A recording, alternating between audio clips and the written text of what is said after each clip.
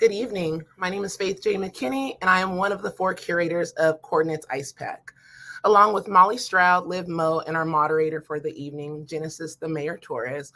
We are all excited to give you an opportunity to hear from 4 of the artists included in the exhibition.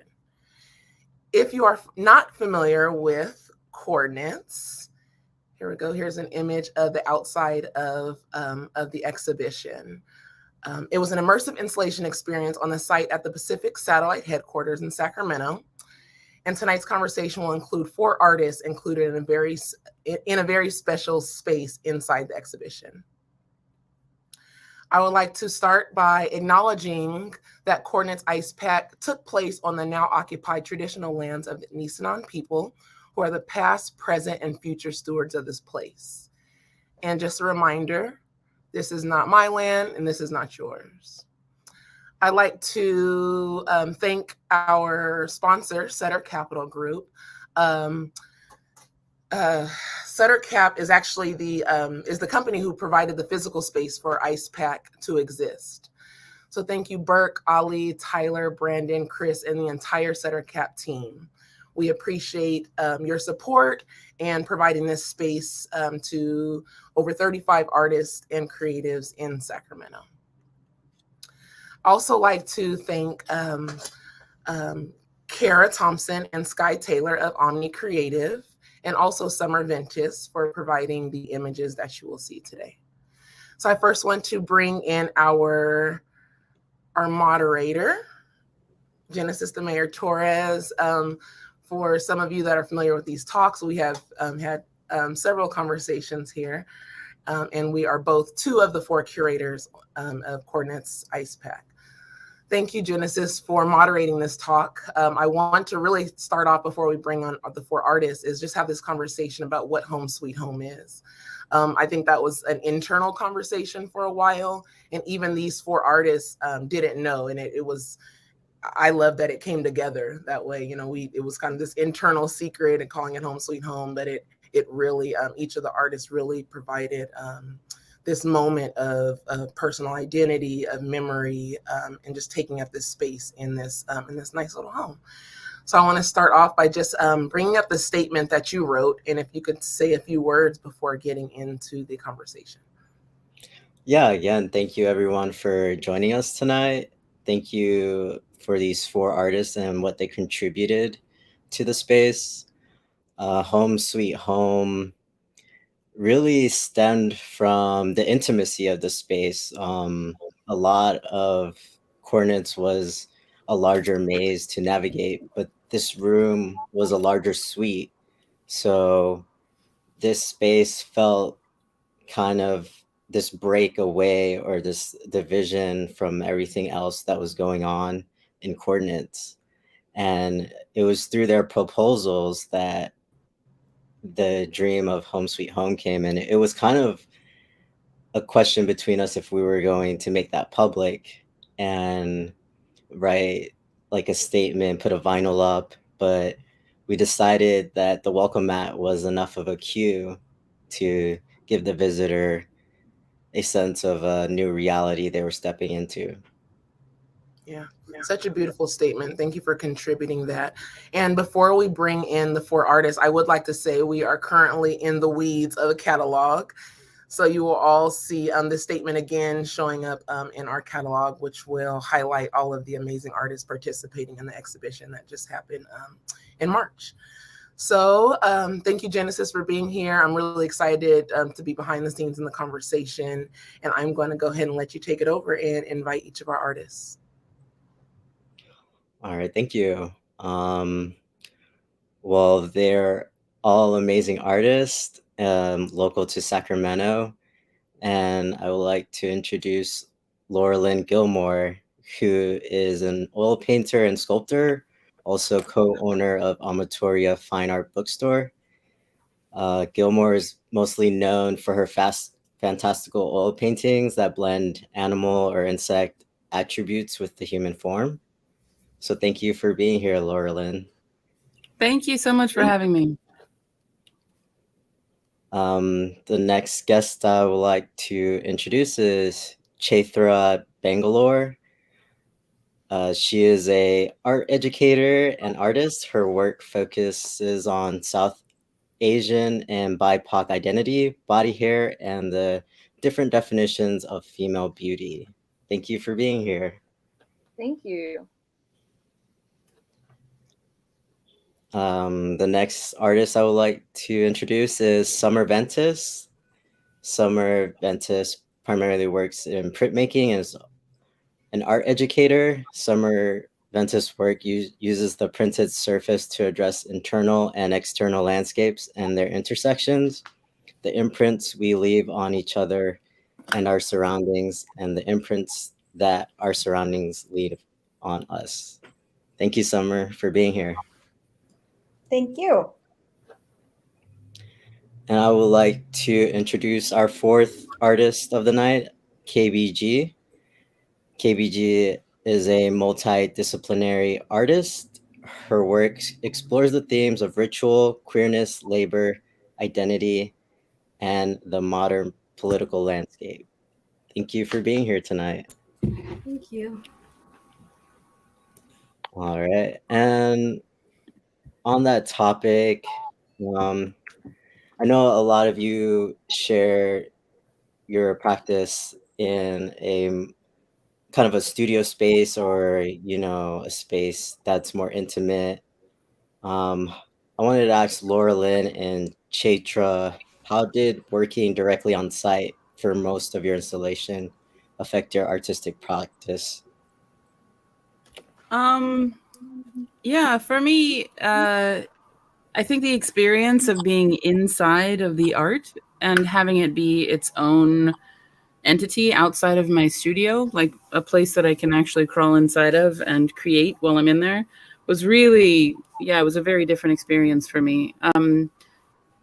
Like a long time ago, somebody told me that there's a thing about making art that's bigger than yourself, art that like you can actually engage with as something that you created, but that sort of dwarfs you, something you give to the world that is bigger than you. And for me, the experience of having this location that I could go to a lot of times late at night, and just kind of, I don't know, work like a little hermit crab inside of it, was, it felt like giving of myself in a way that maybe creating something small doesn't have the same effect, I guess. And it was amazing to see everybody's art like evolving. Every time I come in and have it be a little bit different. Chaitra and I were right next to each other, but like on different schedules. So we were sort of like ships passing in the night. But I got to see every day I'd come in, I'd be like, ooh, new stuff. That was actually one of my favorite parts, is coming in and seeing how your work was growing, but actually never seeing you in person, which was always kind of funny. I would just come back, and I think my favorite part was that the carpet that I would rip out would then end up on your wall, which was like a really cool collaboration, even though we weren't in the same space at the same time. Right. Yeah. I mean, I was in there a lot because I don't have a studio, or I don't have one. I have one now, but I didn't at the time. And so it was just really immersive. And then also with the color scheme that I chose, everything was just that color. So I really wasn't having a chance to look at any of my other work. It was just the one piece. So it was consuming in a really good way. Can I also ask that experience of Kyra and Summer? Because when you both were actually installing, you guys crossed paths. So how was that interaction? Seeing the space as it had already developed, and then you came and installed your work. I'll say it was exciting to see everybody's pieces coming along. I feel like the one that I kind of saw the most as it was developing was Chaitra's, and just like, wow, this immersive purple. Oh wait, it's hair. Like, just seeing things kind of develop in steps. And Kira's piece too. I don't remember if the quilt came first or the earth came first. but I remember you and your partner there talking about the earth and like how much of the space the earth was going to fill. And yeah, it was exciting to see everything as it kind of evolved over the course of install. Yeah, I thought that it was very interesting working with this many artists on a project that had so many different ways of coming into fruition, because I didn't work mostly on site. I did a more traditional install.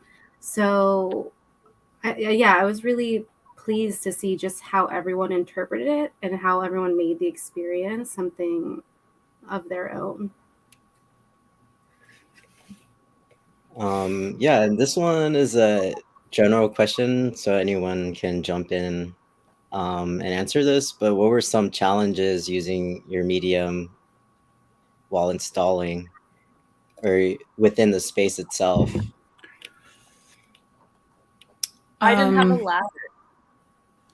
Oh, right. That was extremely challenging. I would have to go to other people's rooms and see if they had one I could borrow, because I just had never done anything at this scale before. So that was definitely a challenge. I have to shout out my partner for helping me and taping and doing like a first layer of paint. That was really helpful. But definitely the scale was really challenging, but also the best part, because when else are you going to have the chance to design something at this scale?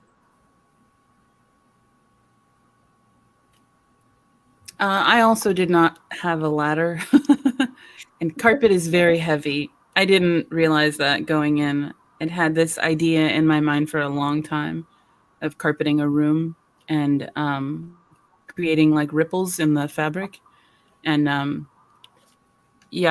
using small pieces is fine, but using large carpet, the physical act of like actually lifting it up and securing it is actually it's pretty hard.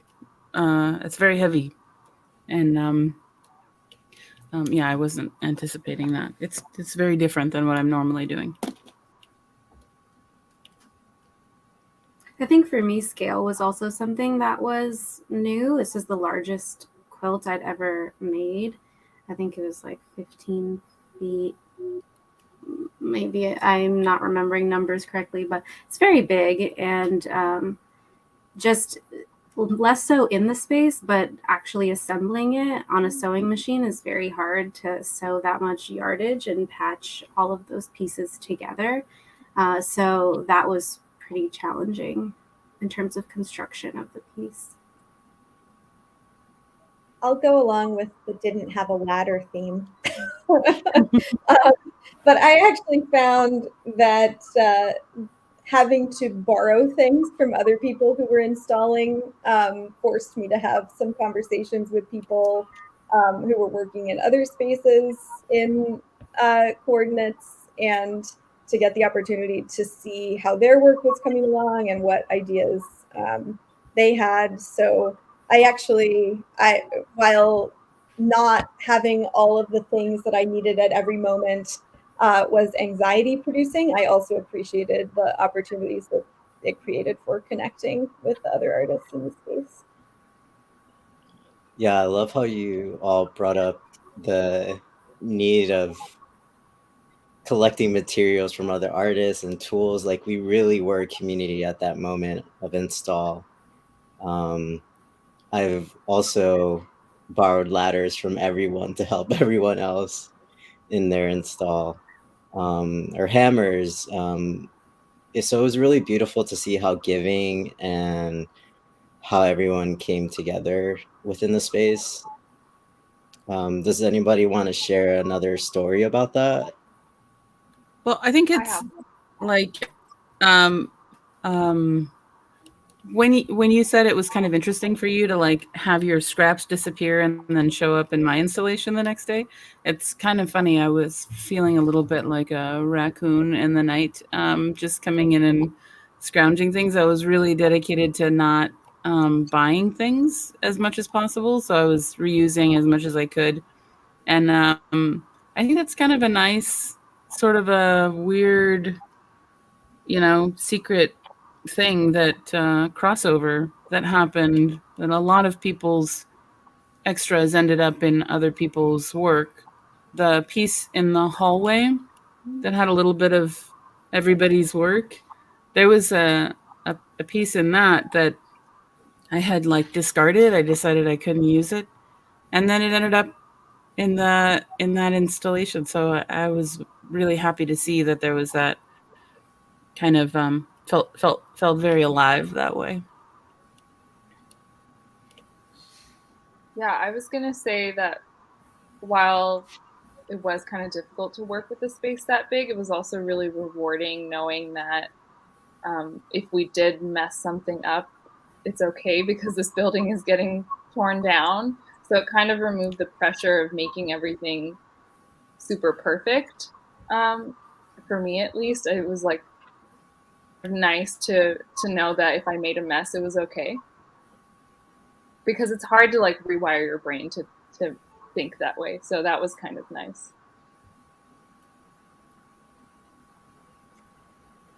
And I know some of you mentioned that you didn't know the theme right away, and maybe you stepped into the space and wondering, did it come together that way?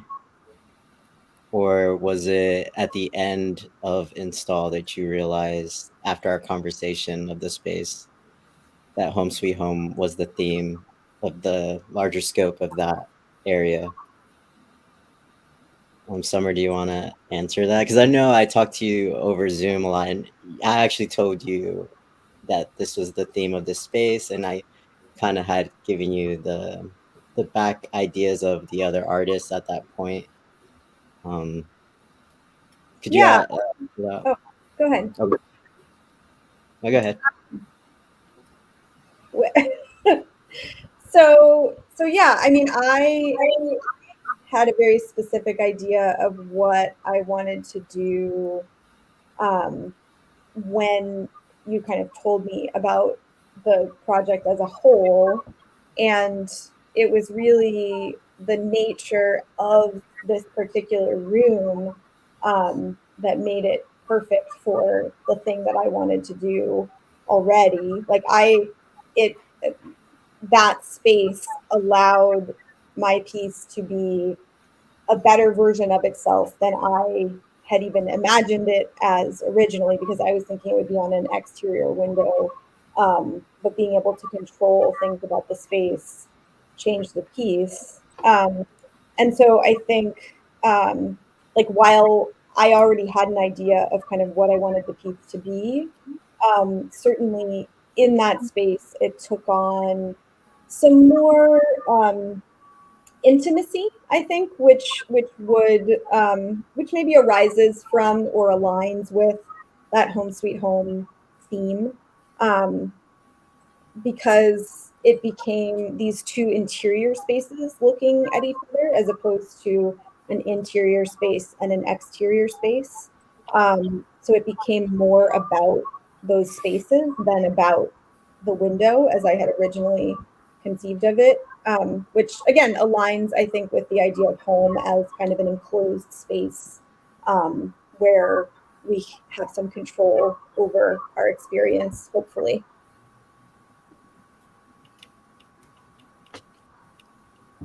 Did anyone else want to answer that question about your reaction to the theme? Did it affect your installation process? I came in wanting to know that I wanted to design a bathroom because so much of my work takes place in a bathroom. So it was exciting to be able to create the site of all my inspiration, really.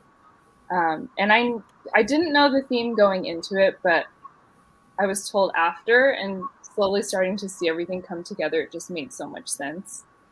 And I wouldn't necessarily think of my installation as home, but then once you really start thinking of different definitions of home, it completely makes sense. Especially because a bathroom is a place of intimacy, so like that word again, and how it relates to like how you see yourself, and how you are when you're at home. So I think in the end, it really works.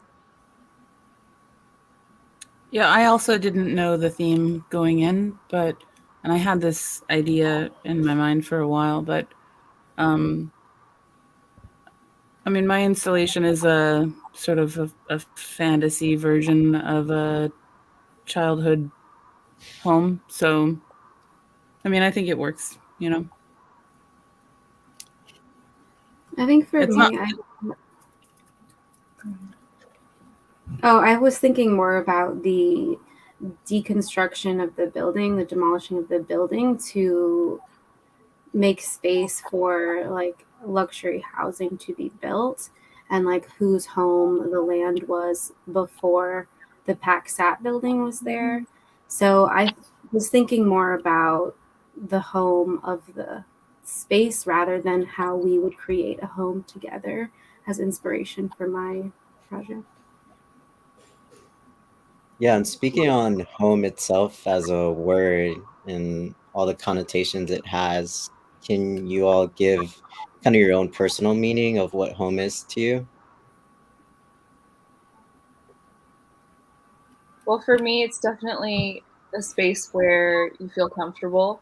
And then when we're thinking about the bathroom, it might be that space where you feel comfortable, but it's also a space where you're questioning your self-worth, your identity, and you're able to kind of sit with that and question that about yourself, which isn't always a good thing, but sometimes being at home means you're with your own thoughts and you're thinking about all these things. So home in this sense is kind of, if there's a dichotomy of loving yourself and then also constantly questioning yourself. Yeah, I would add to that because I think like both of our pieces included mirrors, right? Yeah. And so kind of in that same vein, home in the context of my piece, as I would think about it, maybe is a place where you can see and be seen most authentically, a space where you can try to see others most authentically, like where you can surround yourself with things that would make it safe to have those kinds of interactions. Yeah, I like the point about the mirrors because I feel like they serve like such different purposes in both of our pieces. Yeah. Yeah.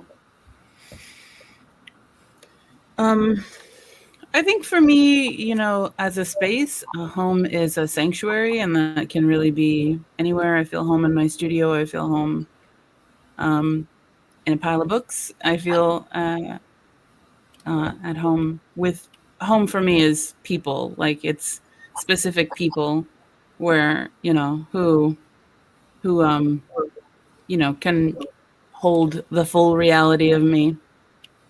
So I think that like specifically with this installation, I wanted to address the insecurity of home being a place that is kind of constructed to be like a safe haven or a place that's secure, um, but is really kind of it's a very thin veil. It's a fragile construction that hides a kind of more uncertain reality, I guess. But I feel like yeah, go on. I feel like I can see that. Oh, sorry. I don't know who you said go on. Sure, go ahead. Oh, I was just gonna say that home for this project, I was thinking about what comprises a home. I think home can live in many forms, people, spaces, but I focused a lot on objects and what it means to. A lot of art is making objects. So, what how can we explore this idea of home as object? And a quilt is something to me that feels very much like home. And I used a lot of objects that came directly from my home, and things that were not purchased, but things that are passed down to me from other people's homes. Um, as well as this idea of nature and like the natural world as a home, and what we keep out and what we let in order to build this idea of homes.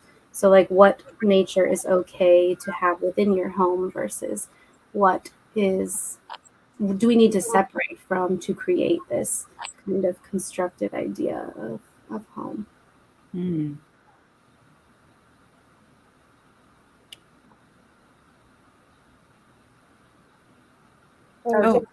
Genesis, you're muted.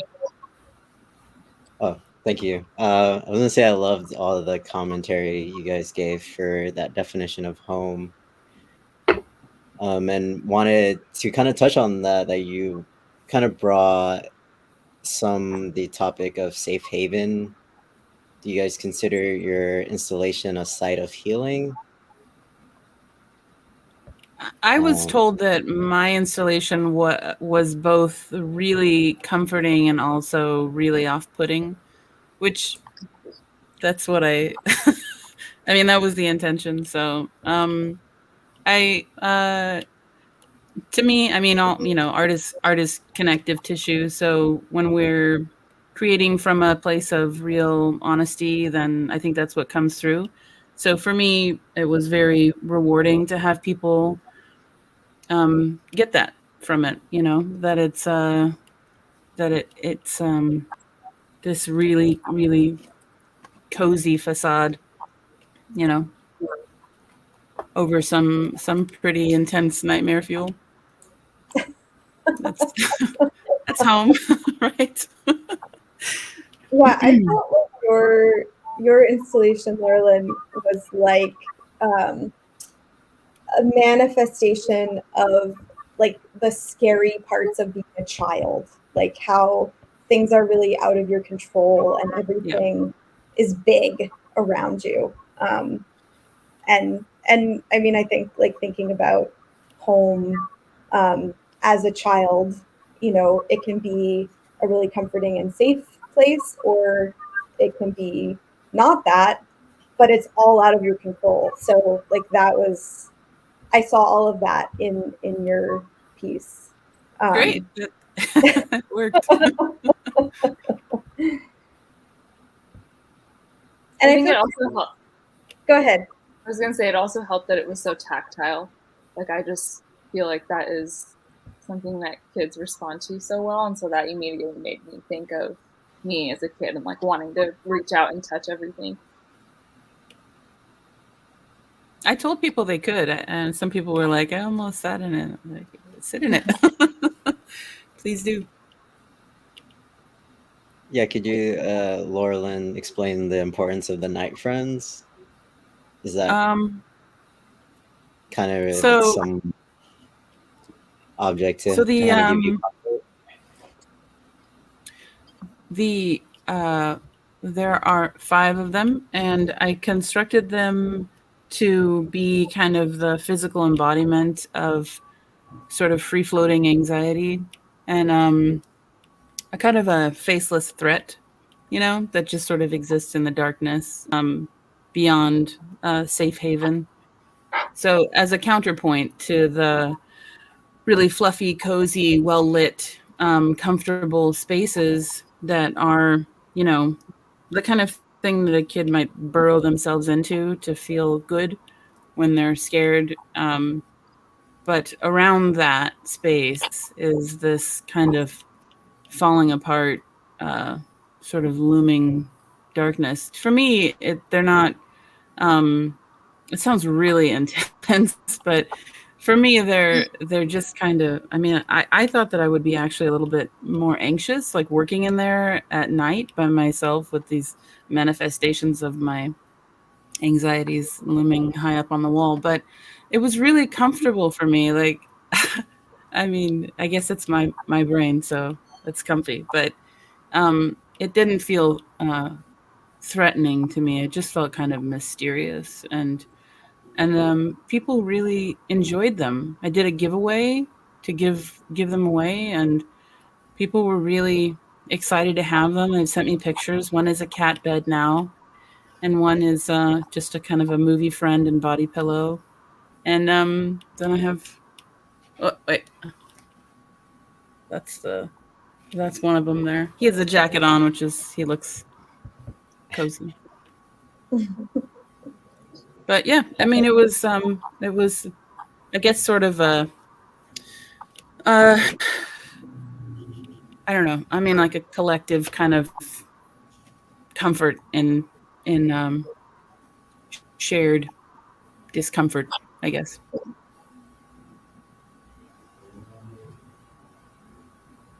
How about you, Chaitra? Was your installation? I know you speak a lot about beauty and social standards and the anxiety that brings. How was your installation a site of healing?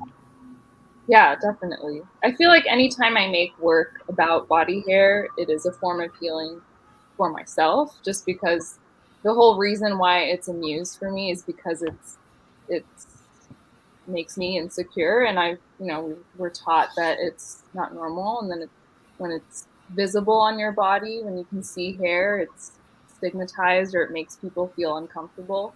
So all these ideas prompt me to make work about it, and that feels like a healing on its own. And so being able to make an entire room dedicated to this was really great, because it was like healing times 10.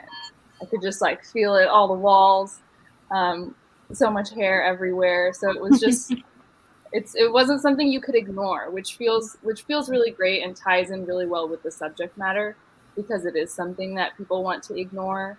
If hair is visible, it's, you just want to pretend like it's not there. So I think that creating so many points of visual interest with the hair was really important for me, just because hair is used as a way to other people. And then I also thought a lot about how I have so much privilege as a cis woman. If I have visible body hair, it's not likely that anyone's going to question my gender identity. But I think that it's also like important to acknowledge how queer people do a lot of that work, of dismantling gender norms and normalizing visible body hair.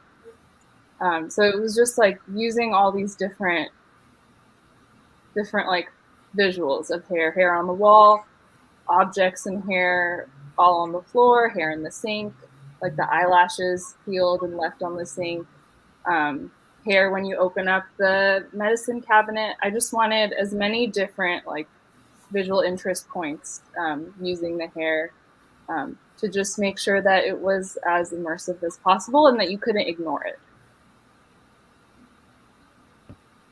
And I know your beautiful piece, Kira, was also a site of healing and comfort for some of our visitors. Can you kind of give your idea of how your installation is a site of healing?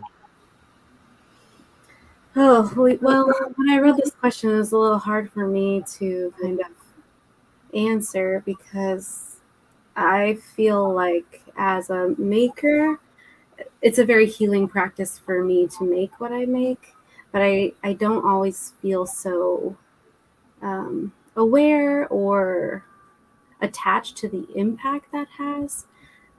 For me personally, this exhibit I felt like was a very healing thing, especially in post-COVID, or when we're still in COVID, but coming into a physical space when everything had been so digital, and engaging with art in a very embodied manner, what felt very healing for me, and is something that I think that Coordinates as a whole had a very healing impact on the community, especially because of gentrification, and all of these things that happen are so painful. So the opportunity to use the space in this context, I think, is a very healing thing.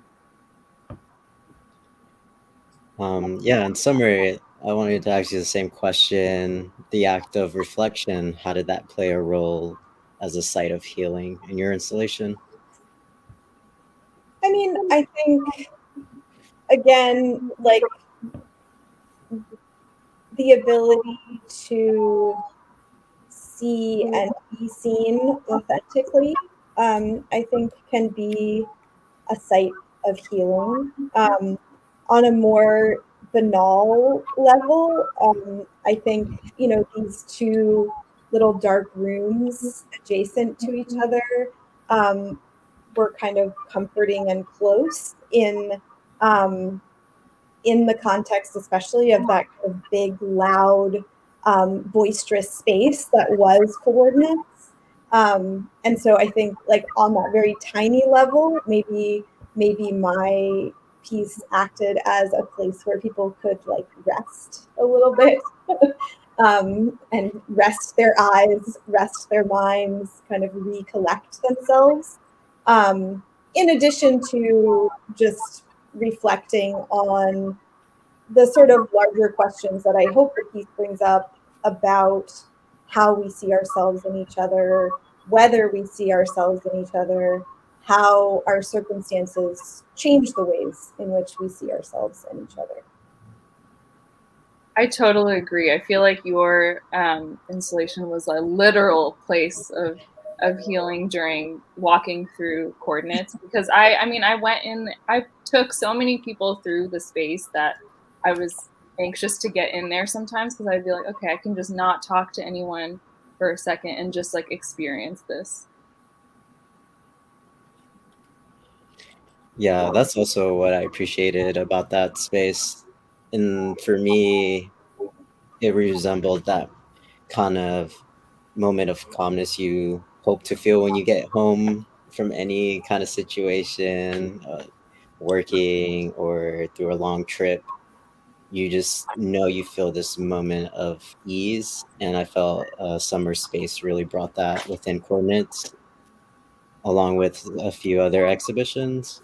Um, but I wanted to talk about relationships and how they contributed to the theme of your work. And I kind of saw that with Kira. Can you speak about the objects that are in your installation that are printed? Yeah. So I really wanted to play with this idea of rebirth and regeneration, because the building is like a physical space that housed so many objects and people and experiences, and was becoming, you know, dirt to become another building. And before that was the earth. So I was thinking a lot about how we live out these patterns in our life. And I think that I see that a lot for myself in objects that I hold on to. So if, without regard to one specific home, like what I keep through homes, and often those are objects that are passed down to me, or that I inherit from other people, or that have some sort of significance. So a lot of that stuff is from like my grandfather, or from animals that I have had interactions with, like there's like a alligator skull in there, and some plants from my backyard. And so just things that are collected, and things that we compile together to create this sense of individuality in one's home and comfort in one's home. And Summer, your space kind of had the physical act of relationships, but also there was a quote written on one of the windows. Can you speak a little more about that meaning? I talk to myself all day, you talk to yourself all night. I talk to myself all night, you talk to Yeah. yourself all day. And those words, and that's also the title of the piece, as you can see here. I just thought were a way of expressing the kind of making strange of this mirror window. and like the way that it emphasizes separation from another, the possibility of connection with another, and the ways that, again, the circumstances can change that ability to connect or that inability to connect. So, like, if you are looking at the window, when the other person turns the light out, you only see yourself. So when it's night on the other side of the glass, you can only see and talk to yourself, right? And then imagining the other's experience, like they can only see and talk to themselves when it's day on their side. So hopefully those words kind of emphasize the change between those two states of light and dark in the spaces, and the way that they affect your ability to see yourself, to see the other person, to communicate with the other person, to be seen by the other person. And I was going to ask kind of a similar question with Chaitra, although it seems like the space is more personal. A lot of people shared it with others through the reflection of the mirror, but sometimes people do share the bathroom sink as a space of communal activities, like maybe brushing your teeth together, or maybe, just within that area. So can you speak about kind of the relationship themes in your installation? Yeah, I feel like it was really interesting to see how people interacted with the mirror and the sink. There were little kids who would come up and try to turn it on. There were, groups of people who would take selfies in the mirror, and it was nice because it just felt like a space where you could interact and pretend like it was your own bathroom. But I also saw people interact with the objects, and a lot of people were kind of confused about what some of them were. So one of them is there isn't a photo of it here, but it's an epilator. Oh, there it is, with the hand on it. And it's a device that has a bunch of tweezers on this part that spins. And so when you run it over a part of your body that has hair, the tweezers just pick the hair as it rolls. It's extremely painful. I have 3 of them from the years, and so I like spray painted them because I don't use them anymore, and I included them in the installation. So a lot of the objects were really personal, but it's kind of at that point where I don't feel any connection to the objects anymore. So for me, they serve a different purpose as art in this case. So it was cool to be able to take objects that used to have so much importance to me and then repurpose them for a different reason, which is like pretty interesting because I feel like with Kira's objects, those are like very important. They've been passed down. They're being honored in some way. And then my objects are kind of just, they're used to like create this sense of like the space is really lived in. And these are objects that you go to and you use them very often, but they're not objects that you love and think of fondly because they're causing you pain. And Laurelin, I was going to ask you about what was the importance of speaking about uncertainty of childhood memories. Was that a personal relation, or is that like a space for engagement to be shared with others?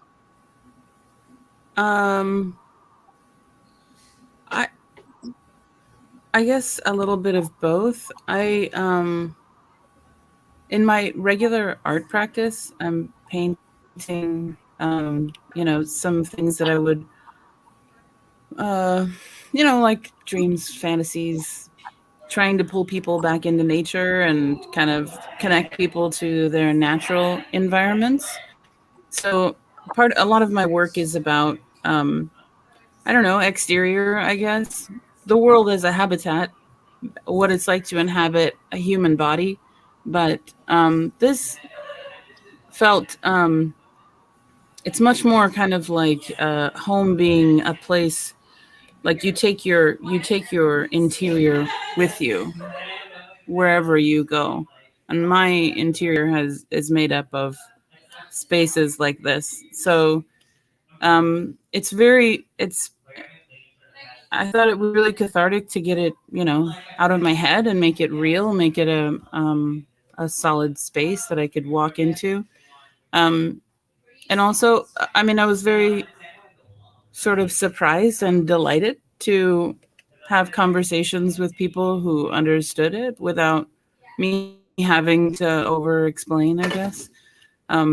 I also don't want to stand in the way of what my work means to other people. So whatever it means to me, it may mean something completely different to someone else. And it was interesting to see people who had a completely different understanding of it as to how it was intended. So, yeah, I guess it's hard to say, but yeah, I think at the end of the day, I really just kind of wanted to play with the ideas and see if I could make them three-dimensional and then put it into the world. If people interact with it in a way that's healthy for them, then that's great. If it's something completely different for them, then that's great too. I really, from my part, I just wanted it. I just wanted to make it real. Yeah, it was really great to see those different interactions within that space. I feel like a lot of people read into that. Like some people, there was that little side window. So some people, they would only like peek through, and that was their comfort level within the Yeah. space. Some people came in with their friends, and some people just wanted to be intimately in the space sitting in the chair. Yeah. So it was really Yeah, I good mean, to see that. some people told me that, I mean, you could, like, some people, like, it's really, honestly, really clear when they had like a reaction, that it had maybe touched something in them, and they didn't want to go in at all. That happened a lot too. So I think that all art is about sharing your experience of being a human. Your experience your experience is then like filtered through you, and sometimes that connects with people and sometimes not. I took away some things from all of the exhibitions. These ones, Chaitra, I was really interested in the idea that the bathroom is like they say, a bathroom is where like a lot of your worst fears are realized. It's where people find a lump, that sort of thing. Like they're really, really deeply intimate with themselves. You're looking at yourself in a way that you don't in the rest of your day, and getting to know yourself. So for me, that felt like a similar kind of a deep dive into the psychology of self, being in that space. And of course, Yeah. Summer, face to face with either yourself or with your other across that kind of really intimate little spaces. I think that could be kind of hard for some people. Maybe it's like more comfortable with the lights off, to stare at someone else rather than be seen, and vice versa. And I thought that Kira, your piece was just such a beautiful like poem to legacy.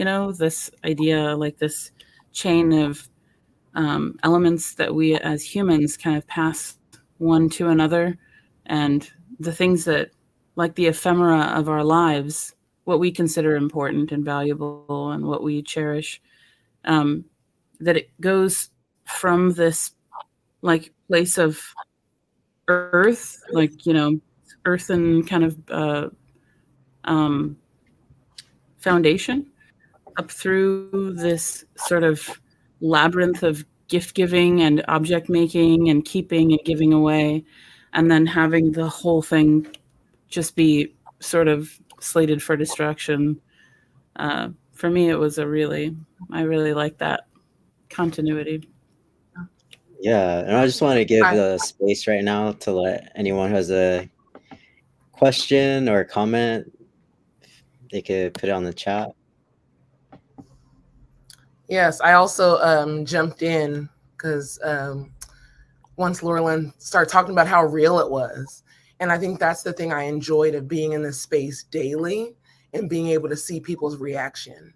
And each of this, and then going back to that theme of home sweet home, right? A very intimate space, which kind of is telling from the mat. You know, the mat kind of tells you, okay, you're entering into this space of home. And each room, like just seeing people's reactions from very emotional, you know, in all four spaces. And I think that's something that, you know, you kind of enter in, you're like, okay, you leave because it's like, okay, there's some personal moments going on in here through all of the work. And that's what I put in the chat with the night friends and just your space, Laurelin. I talked to someone, they felt very safe in there. And they said, actually, I want to stay. And they did sit on the chair. And I said, I believe the artist is fine with it because we had that conversation you were okay with. And they just felt very safe. And I'm like, wow, there's, you know, this different concept of home. Because then there's also people that were very frightened. And, you know, they'd walk in and walk out. But it's just all these moments and looking into the mirror, Chaitra, in your bathroom and seeing these moments of people just framed by this beautiful color. And it was just so many things. But I really wanted to jump in, Genesis. I hope this is okay. I was really excited, Kyra, with the critique. And I think that's something I try to do with that land acknowledgement and make this moment of, you know, obviously Sutter Cap provided this space for us, but also thinking about the past and the future. And I really appreciated these questions that you posed. And I wanted to make sure just to give space for people to really sit with this question. And as we think, and right now the building still stands, but you know, soon it's going to get demolished and it's going to get rebuilt into something else. And, you know, and these questions were really important to me. And I just want to make sure they're on the screen because that was important. That critique was very important. And Genesis knows, and this was constantly something that we're, you know, thinking about. We have this space. How do we really make these questions? And how do we let people know, like, okay, this was fun, this is great, but also can the 35 artists that installed in here live here? You know, and whose land was this before? And are we acknowledging those people? And it's just all these things. So I appreciate it. I just want to take this moment to say thank you for that, for those questions. And I asked myself that throughout the exhibition. And even going, you know, and I'm hoping, you know, Sutter Cap, they ask themselves those questions. And I think that was really important as we think about space and really in these moments, in this ephemeral kind of exhibition. And if I can also go ahead. Sorry. I also wanted to talk about this moment of personal growth and a place of rest. First with personal growth, thinking about you, Summer. And I remember that install, and I remember it was on Zoom, and I think it was like an hour in, and the gallery was still open, so I was running back and forth. But I'm really interested in what the growth from this moment is for you with this installation. I know it's completely different. It's very different, and I hope that Genesis touches on how the words were placed on it, because I just learned that. And how you actually, you know, wrote on the vinyl. But I'm interested in this personal growth, working with your student and seeing what is the intention of what you thought with this install. Was this what you expected? Yeah, I mean, I think I think I said this before, like this space, these two rooms were really kind of a dream space for this idea that I had wanted to execute, but didn't even imagine that I could have these two rooms that were separated by the window. Like I was really focused on the idea of the window and the mirror glass. But I was thinking of it more as like a transition from day to night, and like that transition, you could experience it if you were there more than once, but the transition would be kind of implied as opposed to being able to have this real experience of all of the different possibilities in that space. And so certainly the space really changed the work for me. In a way that was really great. And I mean, I am always thinking about, I always think of my work as being based in printmaking. And I enjoyed the opportunity to make this piece in this particular iteration because I think that you get to experience a lot of sort of the qualities of printmaking that make printmaking very magical to me. So like the sort of making strange that happens when you have a matrix and then pull a print from it and the print exists separate from the matrix. So like that act of reversal, the act of kind of like a level of remove. And so like I'm always thinking about the paper as this kind of window, this site of transfer, this site of making strange. And in this case, I got to have all of those kind of phenomena in this different material, working in these different kind of dynamic ways. Yeah. I was going to also add that third dimension also, that people could peek into that experience on the first window walking into the space without knowing what was going on in your exhibition rooms. So yeah, you had answered like, how does that play into printmaking? Those impressions that we left on each other. And to acknowledge that place of rest. I think I walked in on a few people just sitting in there. There was no one in the other room across from them, you know, and just sitting. And I'm like, you know, it kind of startles you like, okay, what, you know, are you? But it was thinking back of a place of rest. People were resting. There was a lot going on in that space. And that was a place you can kind of, you know, that was almost one of the only spaces you can rest. Yeah, I'm glad it could serve as that for people. Yeah, I feel like people were acting like mini archaeologists with Kira's work. You know, they were really looking at the ground, looking for other clues and other tie-ins to the space. Because also you had like little like scraps of the material in the dirt. Could you explain that to me? Because you had spoken to me on why those scraps were on the dirt. Yeah, I think that it's just this theme of regeneration and this cyclical nature of destruction and rebirth is something that I was trying to play with. And so part of my concept in making this piece was like, how is this object going to have a life cycle? And so I chose to use mostly biodegradable materials so that they could return to the earth, and thinking about like the impact we have on land. And so that was part of why the scraps were on the ground, is this nod to what is will then cease to be.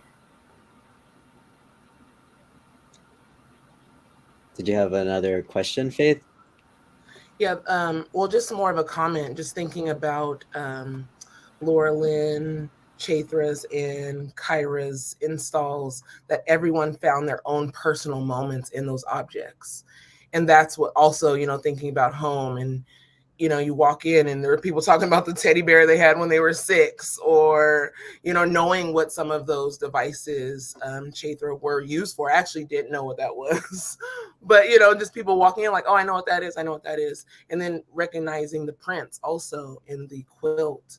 And I think that was, again, going back to that home sweet home, which is so special. I always say, like, when I do these talks, I like to get personal, right? And I think you all have done such a great job bringing the personal to the public in this exhibition.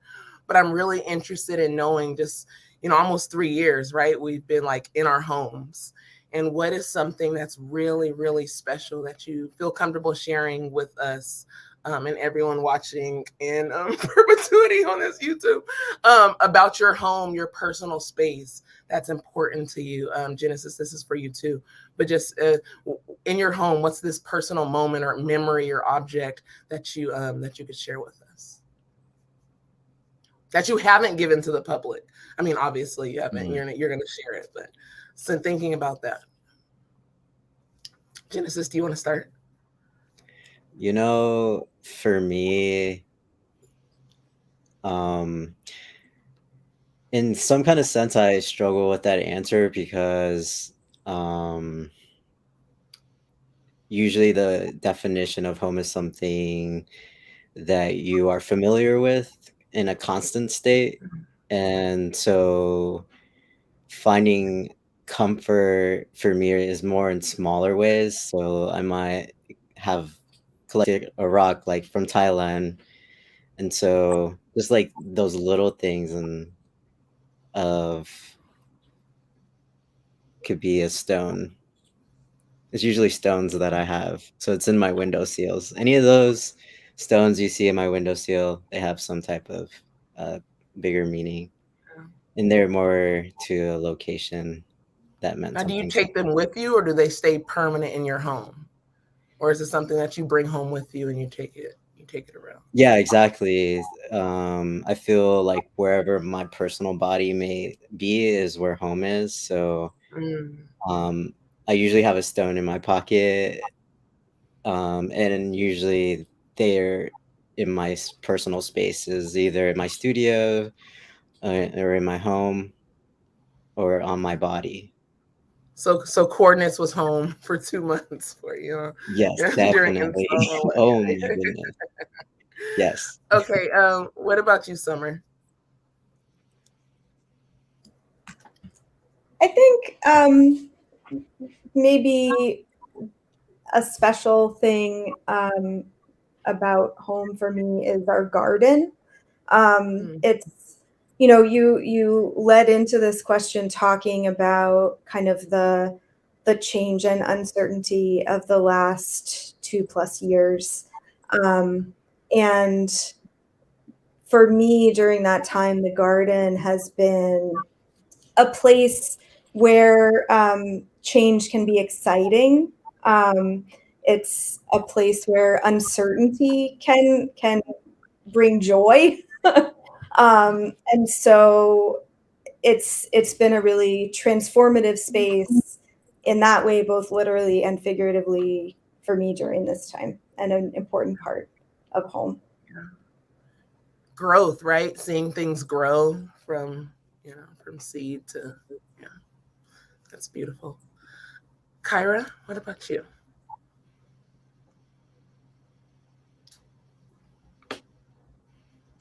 Sorry, I couldn't find my unmute button. I think for me, it's home feels more rooted in ritual, or just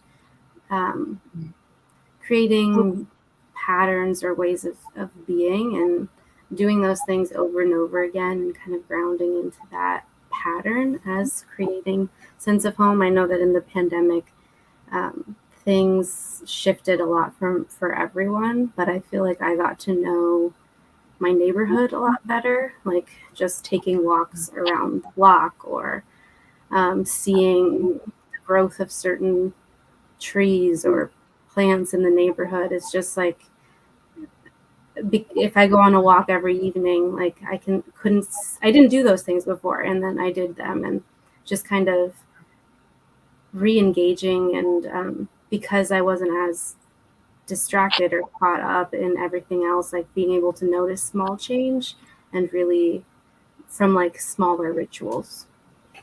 Yeah. That's beautiful. Thank you for sharing. Chaitra, what about you? For me, I think it's a material thing, which feels weird because I wouldn't normally associate something material with home, but there's a very common ritual where we give gold jewelry in our family. And for a lot of, I think, Indian families, this is something that we do. But for my 13th birthday, when I got married, like big milestones, you'll usually receive a piece of gold jewelry from a family member. So I think that always ties me to home. I have a gold bangle that my grandma gave me that I never take off. I don't even know if I can. So that's kind of like, I feel naked without it. It feels like very much like if I don't have it on, then I don't feel like it's right. So Yeah.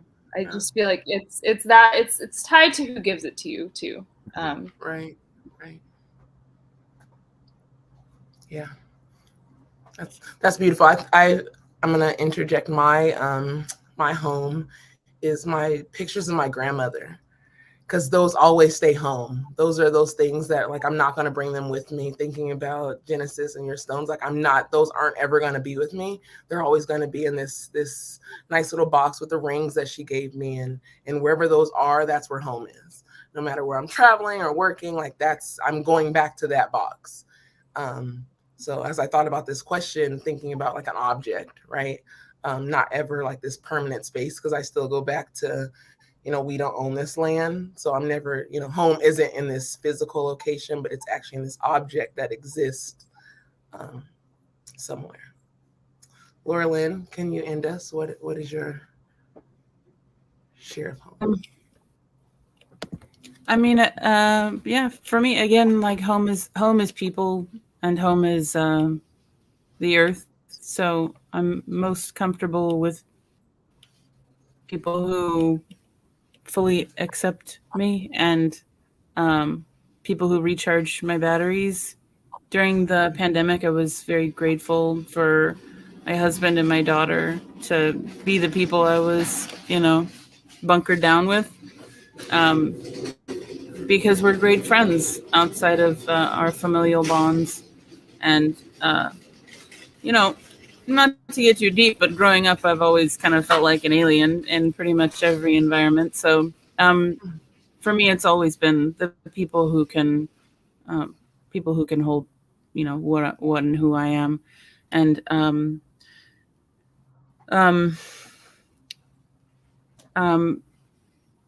yeah, anything natural, the ocean, redwood forest, anywhere I can get my toes in. Those are really, just the places that recharge me, the places that feel kind of eternal, to me. What galaxy? Because I feel the same way. Yeah, I'm not from here. You do not want to get me on this. This track. It's far, far away, I guess. I don't know. I feel like a lot of people feel like that. Like there isn't, that they have to kind of find that comfort in either chosen family or, a place that they create for themselves, that it doesn't happen naturally. I think a lot of, especially creative people, kind of feel like they don't necessarily fit anywhere. And when you're young, maybe that's a bigger problem than when you get older and you can kind of embrace it and feel like, your strength is in your weirdness, Yeah. But so I think anything that really reflects that weird feels like home to me. Like weird people, weird music, give me weird experiences. I'm happy. Totally. I think I resonate with that emotion completely, and that's why the rock is so important to me, because it comes from the earth. So these elements are grounding me back to what planet I'm in. Oh, we're gonna have a talk. We're gonna have a good talk. But Well, I thank really you all. appreciate this conversation. It feels comfortable, and I always love those when we're in our own homes and our studios, and we can still have this conversation with people watching, and it feels good. It feels like that space that you all had an installation in. So, Genesis, I'm going to leave it to you for some closing words. And I just realized what time it was, which is another reason I'm like, oh wow, we normally end like right at an hour, and this was a good conversation, and we're keeping it going. Well, yes, everyone who's watching, please give us your questions or comments in the YouTube comment area. Hopefully we can reach out to you there. But also, if you want to know more about the artist, please follow them, as well as know a little bit more about their bio and artist statement at coordinatesexhibition.com. And I just want to say how grateful I am for these 4 artists for not only coming today, but contributing such an amazing experience for the public to have. Yes. Yeah, definitely. Thank you. Thank you. Thank you. Yeah, do we have time? Can we all say like where can we see you next moment? For sure, Oh. yes. You want to start off, Laurelin? Where can the public find you? Well, I'm going to be participating in the SAC Open Studios tour in September. I have another project coming up, but I don't think I can talk about it yet. But yeah. Oh, and you can come by my bookstore at Amatoria Fine Art Books on the corner of 19th and F in Sacramento. All things creative. It's all art books.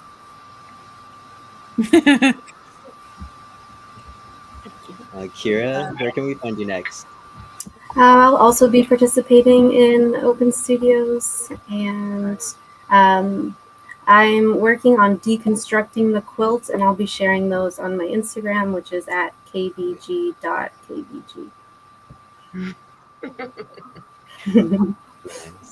Summer, where can we find you next?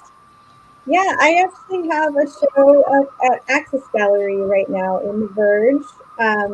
It just opened on Friday, and the second Saturday reception is happening this coming Saturday, June 11th, from 5 to 8. So I hope to see lots of people there.